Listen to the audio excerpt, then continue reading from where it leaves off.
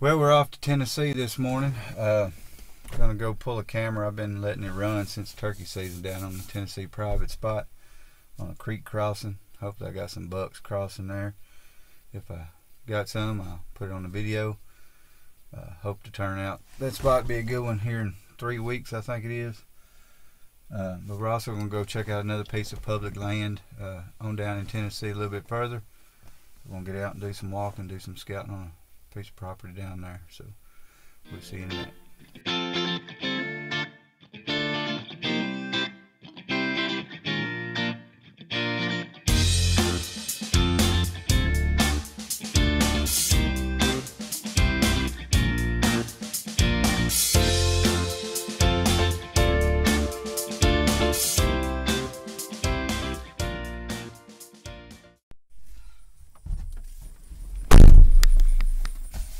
I don't know what that trail camera's gonna show, and I really don't care. That is the thickest cornfield I've ever seen. It's got some kind of weed growed up in it, 10 foot tall. It's like a jungle. You just fight your way through it. I don't know if it'd be worth it. Might not be no velvet hunt. We did jump one buck down this road. I might come in here and... That's what I would do. Come in here in the chair, get along this road, tuck in the corn, and find where they're crossing this little road bed. I'll show you the road bed. We didn't make it much around that, and the buck was bedded in the corn, or across the road, headed off down into the bottom where my camera was at. And it looks like that crossing's being worn out. But I don't know if you could get there. You might have to get there the day before just to let things settle down and stay the night. And there ain't a good tree. Everything's covered in poison oak and poison ivy. The only tree you could get up is about 6 inches in diameter, so I don't know. We'll give it 3 more weeks. I might change my mind. I don't know, but this might be a spot I hunt after they pick the corn. But if the landowner would let me in through her pasture, it'd be a breeze getting to where I'm going. But I can't come in that way. I have to come in this way. So if I kill a deer, I'll definitely be going out that way. I ain't have no choice. So anyway, off that piece of public land. If I feel like it when I get there, we're gonna go walking. See you in a minute.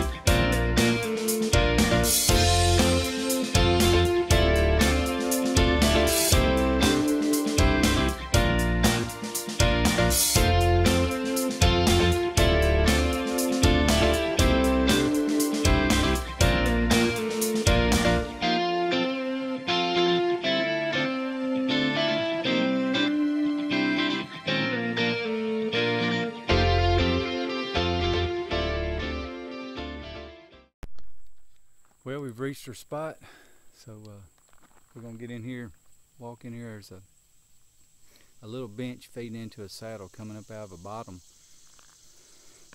I feel like it's gonna be an overlooked spot pretty close to this road, but I know from previous scouting there's definitely deer down in this bottom, and they're crossing that bottom in a certain point that leads up into a draw on this ridge, and I think they come up that draw, hit that bench, and then come through a saddle and go back that way. So we're gonna walk in here and see if I can find this spot I got marked and just check it out. It's not real deep, but I believe this is one of them areas you could shoot a deer real close to the road, not have a lot of effort in it. So let's go see if it looks good.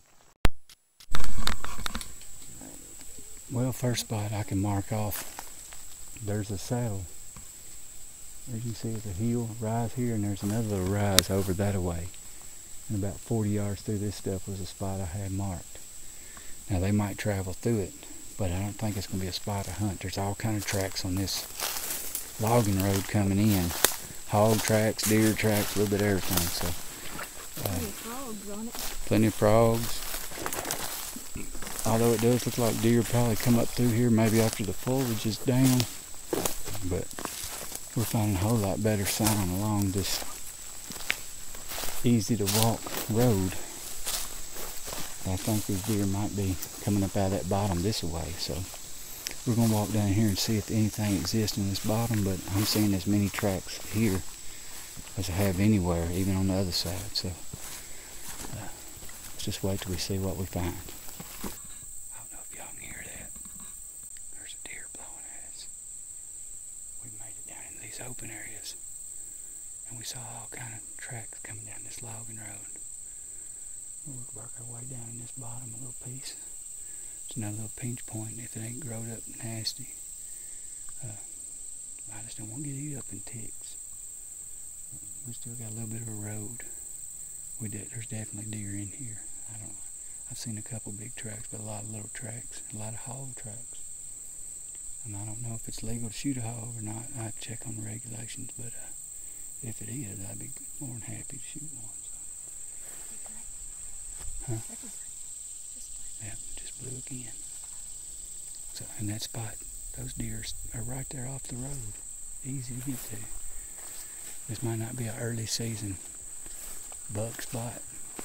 With that little saddle in the road that we went through, it's definitely a spot to catch a buck cruising all this doe bedding area during the rut. So.